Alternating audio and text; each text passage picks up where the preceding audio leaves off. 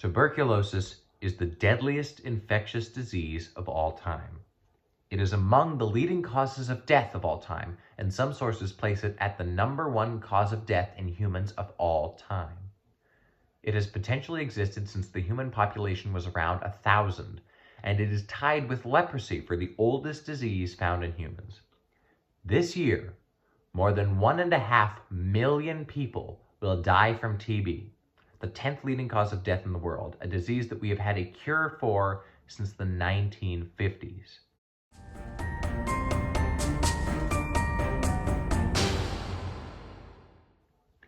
There is no way I could provide a brief history of tuberculosis. The history of the disease is fundamental to human history.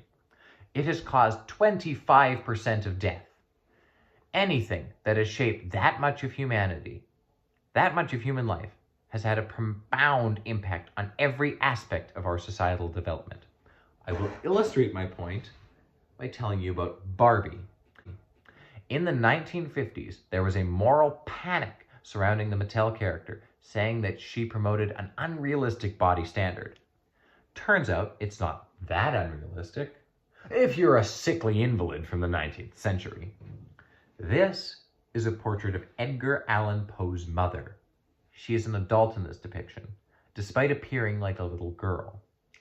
Children who grow up with TB develop large eyes, pale skin, and big heads with smaller, delicate features.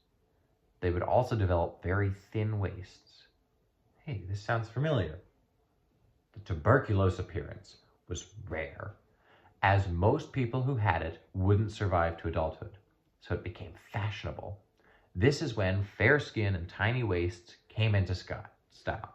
Corsets, among other uses, mimicked the small waists of TB patients.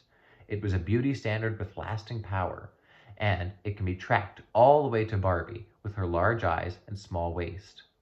People with TB were seen as better than other people. So, we know TB has been around a very long time, and if its effects remain permanently alive in our culture. But why was tuberculosis so successful? Well, firstly, it's important to understand that humans had little part in its cultivation. It's easy to look at practices dating back to as little as 100 years ago and saying that a lack of understanding was a direct cause of TB's success, similar to what historians will say about COVID in 100 years. Tuberculosis has existed since before the written word. The major takeaway from that is that TB's success comes from a biological origin. Although one could argue a lack of understanding of science came along with that. TB first evolved from the plucky little single-celled organism Mycobacterium, cover model on Bacteria Monthly for 150 million years and counting. Tuberculosis infection is caused by Mycobacterium tuberculosis. This is spread to the uninfected by people who are infected with active tuberculosis. There are two main concepts to understand when it comes to the spread of TB. TB has two stages, mainly dormant, inactive tuberculosis and active tuberculosis. Someone in active TB is very infected, and it is very easy for them to spread their bacteria to other people by coughing, spitting, or about 90 million other ways. Once you've inhaled as few as 12 of the bacterium into your lungs, you have entered dormant TB. This isn't great, but you still have a 90% survival rate without any form of treatment. The next part of the process is what makes TB so deadly. Tuberculosis. Let's look at a regular bacteria. Regular bacteria will enter your lungs and your white blood cells will attack it and break it apart. Tuberculosis weaponizes our immune system against itself. When our white blood cells attack Mycobacterium, they cannot dissolve it due to a waxy coating that covers the outside. So they will encase it, protecting it. They live nearly indestructible inside of a white blood cell.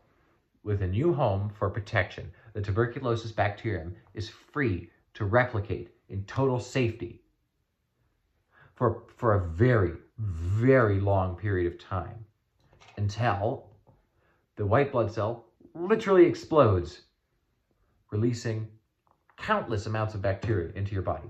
Once they do, you have entered active tuberculosis. If left untreated entirely, someone in active TB will die in a few weeks. For most of human history, there was no treatment. People would start coughing uncontrollably and die shortly thereafter. The name for the disease was consumption, because it slowly consumed a person. And all that time consumption was a name for any disease that was genetic. It was believed for thousands of years that consumption was a genetic condition. The belief that consumption was a gene passed down by families was a symbol of their status. As I mentioned in the introduction, people with the disease were seen as beautiful and superior. I did not mention that they were seen as smarter. Many famous artists and writers were living with tuberculosis, and it was seen as a symbol of their genius that they had it. John Keats, Chopin, Prime Minister Wilfrid Laurier of Canada. Consumption was a gene, a symbol of success and good, strong genes. I use the word genes a lot. In the later half of the 19th century, it was discovered that consumption was actually caused by a bacteria. It was given the name tuberculosis. The disease was no longer seen as a trait possessed by the intelligent, powerful, and beautiful, but a sign of poverty and uncleanliness.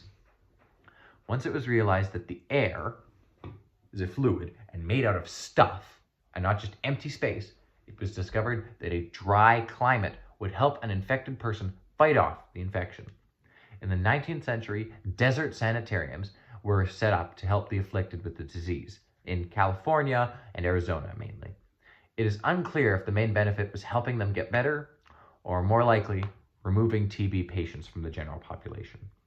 This segregation of the disease did not end tuberculosis. Tuberculosis continued to be a leading cause of death into the beginning of the 20th century. Finally, in the early 50s, a cure was discovered. It came about when streptomycin, a strain of bacteria, was isolated in 1944. The scientists who discovered it won the Nobel Prize in Medicine.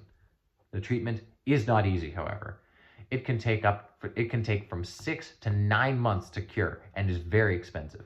This comes down, once again, to that waxy coating that antibiotics struggle to work normally to kill or prevent the microbacterium from replicating.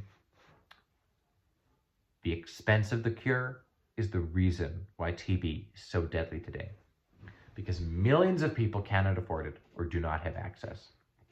119 people died last year in Saskatchewan from tuberculosis. These are people in Canada with one of the best single healthcare payer systems in the world, dying of a 100% curable disease. They died because of societal injustice. The great truth of tuberculosis is that since the cure was discovered, anyone who has died because something prevented them from having access to that cure. If you ever want to find out who a society does not protect or does not value, look for who is dying of TB. What was once an equalizer of humanity has become a symbol of the ever-present nature of an unfair world.